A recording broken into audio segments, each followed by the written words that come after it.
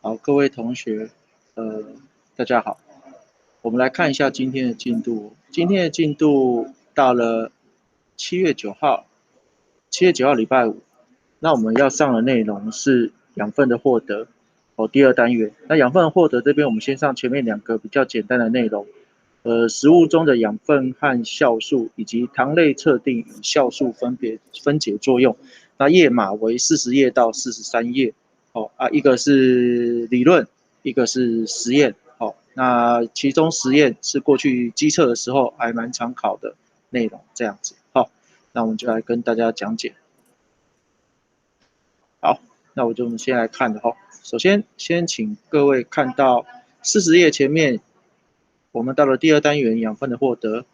那这边有一个概念读来数，我们大致上看一下这一章节在讲什么。那这一章节的话，其中一开始养分有糖类、脂质、蛋白质。那每一克的热量分别是4大卡、4大卡、9大卡，这个是要背的因为在过往基测时代的时候，很喜欢考各位热量的计算，所以会给各位一个食物的那个热量计算表就是养分表那其中比较特别的是，同学们要注意说，这个养分表里面有哪些是具有能量，有哪些是没有能量。其中维生素、矿物质甚至水是没有能量的。可是连同前面糖类、蛋白质、脂质这6大营养素对人体都有用，差别是在于说有无能量这样。那当然，其中这个蛋白质，在我们后面讲到所谓的代谢那个所谓的排泄作用这边，会跟大家特别强调，如果我们呼吸作用把蛋白质分解掉以后，还会产生含氨的代谢废物，这样好，那含氮的代谢废物。那紧接着有一个很简单的实验就是淀粉跟葡萄糖的测定。那这是我们大概求学阶段第一个橙色反应的那橙色反应部分的话，那分别是加入碘液跟苯式液。那比较特别的是碘液不需要加热，它所测量的目标物是淀粉。当有淀粉的时候，它会从黄褐色变蓝色，那至于说苯式液的话呢，则是需要加热。那它所针对的物体是葡萄糖，它比较特别是根据葡萄糖量的多寡会出现蓝绿黄橙红蓝绿黄橙红。那颜色越偏向红色，葡萄糖的量越多。所以比起上面的碘液，它不光只是测物质的有无，它甚至可以测物质的量的多少这是特别的地方。那这2个的话，一个是测淀粉，一个是测葡萄糖，不要搞错啦。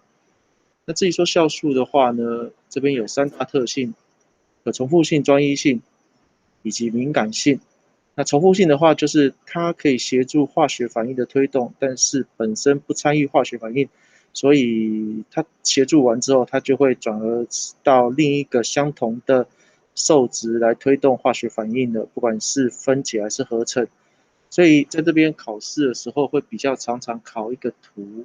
那这个图的话，图上就是这个，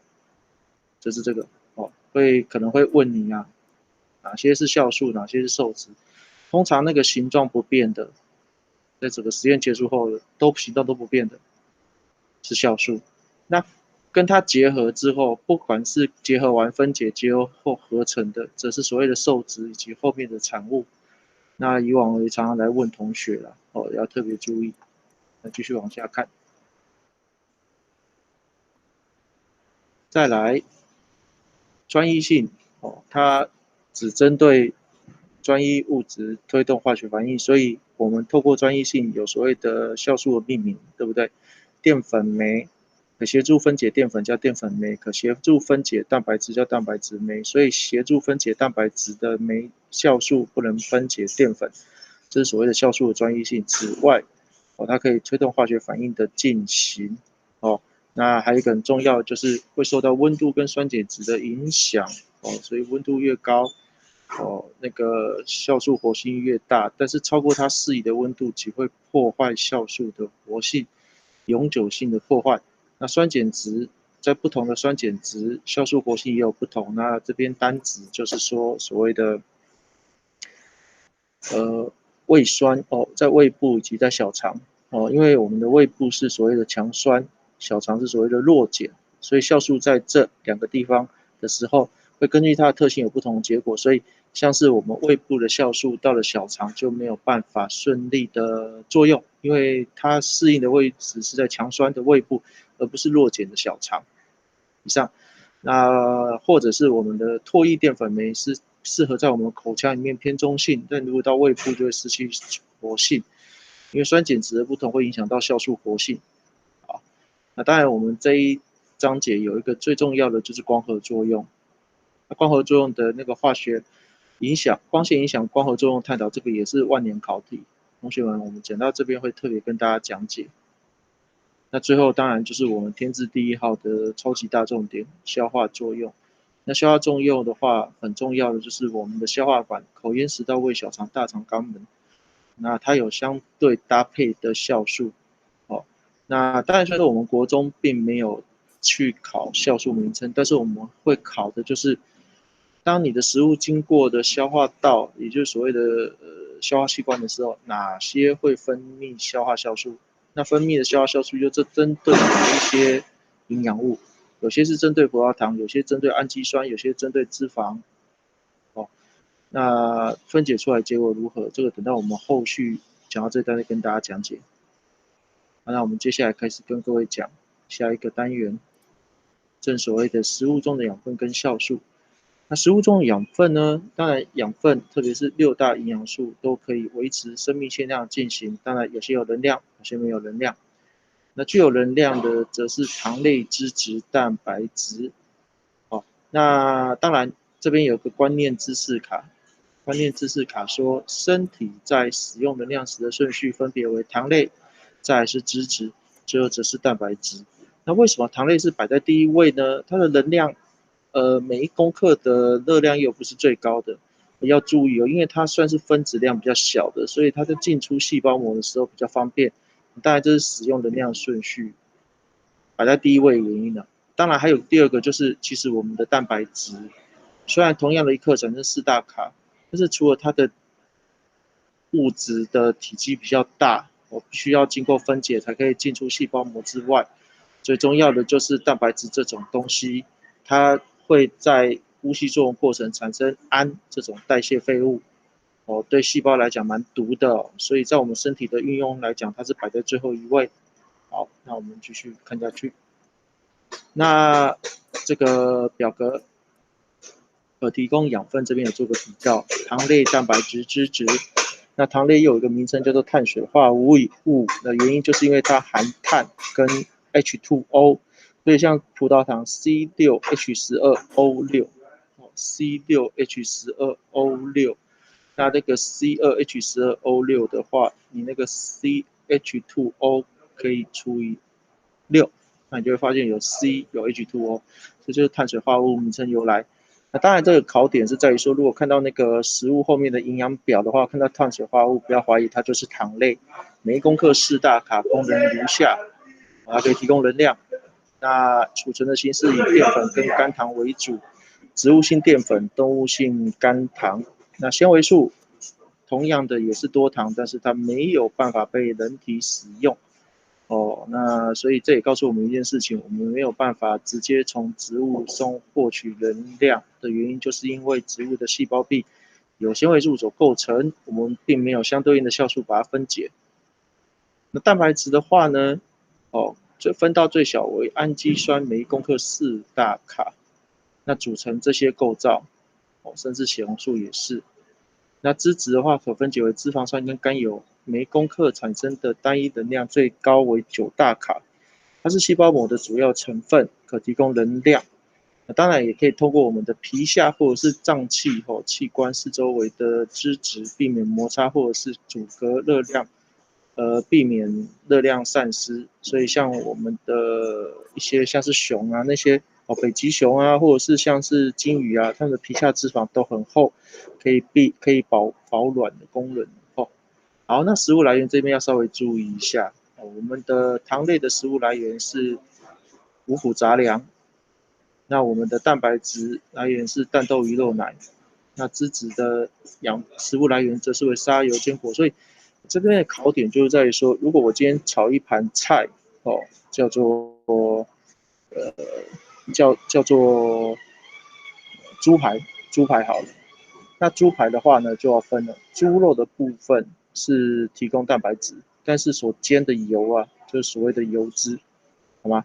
那我们再举另外一个例子，举凡说我有一碗稀饭，再加一个荷包蛋，那荷包蛋是蛋白质的来源，而稀饭则是所谓淀粉的来源。常常都会有这种考题来询问大家养分的来源，各位可以稍微注意一下。来，那至于说不提供热量的养分，则是有下列这一些，它对身体来讲也很重要。首先是矿物质跟维生素，这边需要各位背一下哦。矿物质中的铁与造血功能有关，因为我们的那个红血球的血红素有含铁离子，所以为什么跟造铁功能有关系？所以如果说缺铁的话，也容易造成贫血。至于钙跟磷可构成骨骼及牙齿的成分，所以如果缺钙，骨质疏松。好，那这边有一点重要，缺乏维生素 A 会得夜盲症，缺乏维生素 C 会得坏血病，缺少维生素 D 则也是造成骨质疏松的元凶之一啊。哦，所以几个简单的维生素跟矿物质的功能，同学们不妨可以稍微背一下。那连同矿物质、连同维生素来源，则是来自于蔬菜跟水果。那至于水就不用多说了，它是个温和的化学反应的场所，可提供化学反应在里面进行，而不会受到严重的干扰。哦，这边重要，这边有一个热量计算方式，1公克水上升摄氏1度C 所需要的热量即为1卡。所以如果你让一杯30毫升的水上升10度C，它所需要的热量则是30乘以10等于300卡。但是注意哦，300卡等于几大卡？哦，300卡等于几大卡？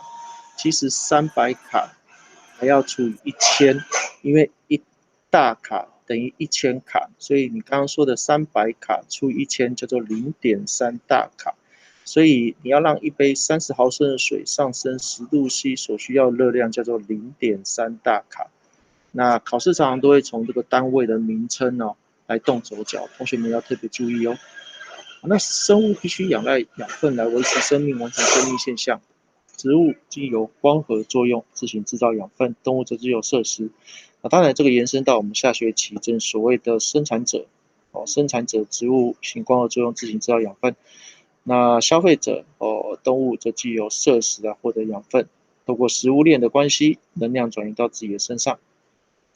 继续往下看，好，那生物的种类有植物跟动物。那养分的来源如上哦，就是植物的水分跟矿物质是由根部至土壤吸收，所以你看哦，像是我们的木质部可以吸收土壤中的含氮的养分，所以它会溶于水，随着木质部一并吸收，这是一个比较特别的地方。那这边含氮物质哦，根至土壤吸收，豆类与固氮菌共存。这个豆类与固氮菌共存哦，我们以前那个版本还有讲，它所谓的互利共生啊。豆类的根提供固氮菌生存的环境，固氮菌可以产生固氮作用，把含氮的养分供应给植物的根，方便它吸收。那除此之外，捕蝇草、猪笼草、毛站苔，它可以摄食，应该是说捕获昆虫，从中获取含氮养分。那糖类蛋白质脂质可以植物透过光合作用，把葡萄糖合成淀粉、蛋白质或脂，这是植物可以办得到的地方。那动物的话，则是透过摄食。我觉得这个表还蛮特别的哦，因为我们过去上课的时候，并没有类似的这种表，就我印象是没看过，所以同学们不妨可以做个参考。动植物如果获取养分的方式，以及养分种类及获得的方法，这可以参考。好来。那紧接着养分完以后，我们来讲酵素。那酵素又称为酶，能与酵素作用的物质称为受质。酵素主要成分为蛋白质，因为它本身是蛋白质，所以会影响蛋白质的原因也会影响酵素的活性哦，例如说温度或是酸碱。但是酵素可以参与生物体内代谢作用，但是本身并不投入，所以你不用担心酵素在参与化学反应之后就消失了，因为它有可重复性，除非温度太高破坏它的活性。那在这边有一个简易的图，同学们不妨看。那这就像我说的，如果说分解作用也好，或者是合成作用也好，最常考的就是说，我们来叫你去判断说谁是酵素，谁是受质，谁是产物。那个形状从头到尾都没有变的，基本上就是酵素了，不管是左边还是右边。好，那底下的例子如下，我们继续往下看。那酵素设计有3大特性，第一个重复性，可参与化学反应灯的构造不改变，可以重复使用，只要你不要把它搞到变形、变质啊，例如说高温啊。那专一性，每种酵素质与特定的受质结合，所以淀粉酶可以分解淀粉，但不能分解纤维素。蛋白酶可以分解蛋白质，但是没有办法分解脂质。所以这个是酵素的特性。酵素的特性。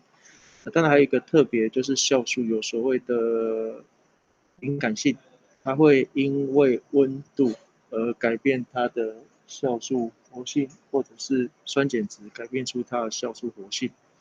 那底下的讨论如下，我们来看一下。首先我们先看这个哈，那温度以右图与人体酵素活性关系图为例。它这个甲段跟乙段有不同的那个论点，我们来放大来看。像这边呢，甲这一段就是酵素随温度增高而活性增加，只要在它最能够适应的温度范围内，理论上是如此。但是如果今天有一个题目说酵素活性随着温度升高而活性不断上升，这就错了。你一旦超过它最适合的温度，酵素活性会雪崩式的下降。所以正确说法应该是酵素在适宜的温度范围内，随着温度升高而活性增加，这句话是没有错的，前提是在适宜的温度范围下。再来就是我们的酸碱性，所以前面这边举个例子所以我们人不能发高烧太严重，否则我们体内的酵素活性会死亡。接着看。那不同的酸碱值，酵素活性有不同的呈现结果。所以你看甲、乙、丙分别作用的位置为胃部、口腔跟小肠，刚好就是酸性、偏中性、碱性。那所举的例子分别是胃蛋白酶、唾液淀粉酶跟胰蛋白酶。那屏幕在这边的设定，在这边，就是刚好紫色的部分应该是指胃部里面的酵素活性。然后绿色的部分应该是我们的口腔，黄色的部分应该是我们的小肠，分别是强酸、中性、弱碱。所以你看那个胃部的酵素，如果到了，不用说到了强碱差不多到了中性，酵素活性就下降，对不对？因为酸碱值的话，数字越大越碱，它范围是0到14。那像我们的口腔也是啊，口腔如果到一个口腔唾液淀粉酶到一个比较酸的环境，例如说像紫色这个环境，它可能还没有到强酸，它就已经死亡了，对不对？所以不同的酵素有不同的酸碱值。再来，这边有简单的几题，我们来看一下。右图为越南餐厅所推出的创意新冠汉堡这名称这不太 OK 这个不是吃了会怪怪的没有了。那写出来，那他这边就讲这边就请你写这个面包是糖类的提供来源，起司蛋白质跟脂质，牛肉蛋白质，生菜维生素矿物质，同学们可以看一看。好，我们看右边右边这边米饭、面包、面条、面包所含的养分为每公克提供4大卡，4大卡圈起来的淀粉圈起来。那奶类制品、肉蛋可提供蛋白质，蛋白质圈起来，所以是4大卡淀粉、蛋白质。基础概念：小酸喝了一罐饮料，其营养标示如右图。请问当小酸喝完此饮料将获得多少热量？答案是猪810卡，怎么算的？你就把15，蛋白质15乘以4，加上脂质10乘以9，所以这样子60加90，150，150。那碳水化合物30乘以4，4×3=12，所以150加上120，270。但别忘了哦，每一份含量100克，这是每一份。本包装含3份，他喝完整罐饮料，3乘以270等于810，所以810是这样来的，好吧？我们看一下这边，人类所需的养分有糖类、蛋白质、脂质、矿物质、维生素、水。那其中前面3个可以提供热量，所以当你在写的时候，把具有能量写在前面3个。我们来看下面一个。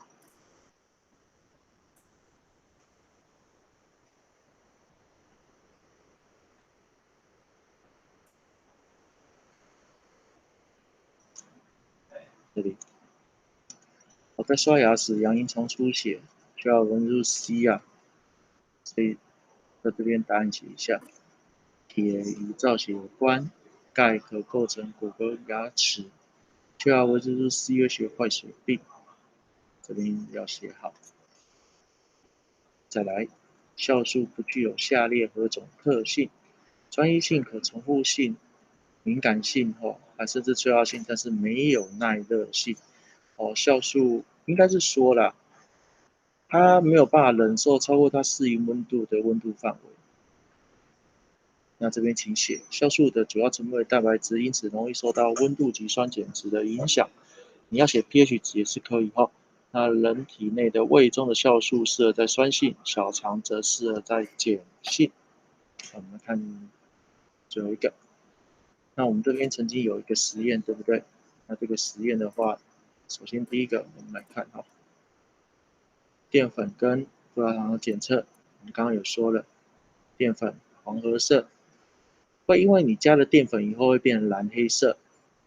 至于葡萄糖原本淡蓝色，漂亮的淡蓝色，随着你葡萄糖的量增加，容易会由蓝、绿、黄橙红，颜色越往红色发展，葡萄糖的量越多。但是注意的哦，非常重要的，你在过程中要加热，而且是隔水加热。如果你不加热的话，它的变色之缓慢，几乎像是没有在变色一样，所以加热才可以加速它的反应。好，来最后一页吧，应该是来酵素活性的测定。那这个曾经有做过哈，它这边设定的差不多是4根4管，可是我们那时候做的时候3根4管。那这个这一届的7年级比较可惜，因为他们遇到新冠肺炎，所以他们不太方便吐口水哦。这一届好像还有印象。那首先我们先做这个蒸馏水淀粉，这一看就知道是对照组了。那不同的温度下，酵素活性会不会有影响？所以分别设置常温跟煮沸。看这个是不是证实一件事情？酵素可不可以在生物体外进行作用？可以，因为当你的口水吐出去的时候，即代表酵素离开了你生物体啊。它这边有一个酵素叫0度稀有，所以我们在这边特别处理叫电热水的常温的煮沸的，处理完之后，静置20分钟。那一开始这个饼已经煮沸，所以酵素活性杀死了。所以我们给它静置个20分钟，37度，这是仿人体的温度。那丁始终都是在0度。做完之后再把它加入苯丝液。好，那钾的话它不会变色，就是因为口水，因为没有任何的口水脱离淀粉酶。那乙的话有可能会变色，是因为口水里面酵素淀粉酶会把淀粉分解出葡萄糖，又在适宜的温度之下可能会变蓝绿黄橙红。丙的话理论上不会变色，因为酵素活性口水已经被杀死了，所以加了淀粉一样还是维持淀粉。那丁的话理论上也不会变色，是因为在低温的情况下酵素活性它没有，它就是降低，所以它没有办法去分解淀粉产生葡萄糖。那我们这边有几个比较哦，你看哦，甲跟乙可以做一个，因为我们上次曾经说过，这个实验很厉害的地方就是一个实验可以做2个实验结果。甲跟乙可以讨论一件事情：口水里面是不是有物质可以把淀粉分解出葡萄糖？透过甲跟乙的比较。那至于说乙跟丙的比较，则是要证实唾液会随着温度的影响而改变。所以甲乙可以酸一组，乙丙可以酸一组，或是乙丙丁可以酸一组。乙丙丁做的是温度对酵素活性的影响，那甲跟乙则是什么？口水里面是否有物质可以分解淀粉？哦，这样子。所以这边有说，唾液淀粉酶在生物体内外能具有活性，可发挥作用。蝶液也可使细胞核清楚，也可测定淀粉。那我们来看一下最后的图表一点通。首先第一个，好，那它如果要测那个甜度的话，无糖是淡蓝，微糖是绿色，少糖是橙色，全糖是红色，在这边仅供参考。但是很确定的就是，糖分越多，越偏红色的方向变化。来，第二个是一个典型的酵素活性的问题。下图为身体中某代谢作用进行时，代谢作用为分解。为什么叫分解？因为受质变成2个分解，而甲为受质，乙为酵素。因为乙不动如山啊，请看后面右边，动脑。粉丝液可以测定葡萄糖，在进行成色反应时，需要科学加热，点液可测定淀粉。要圈对哦。